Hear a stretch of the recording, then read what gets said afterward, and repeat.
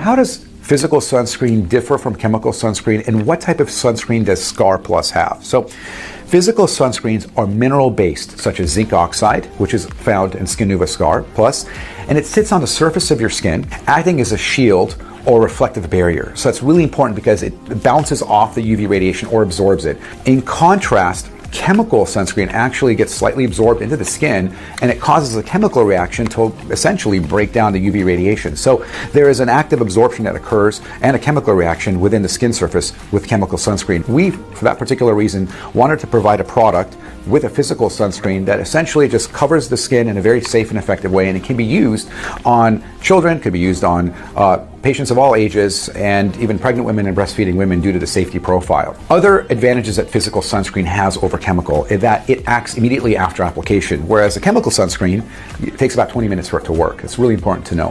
Physical sunscreen also lasts longer than chemical sunscreen.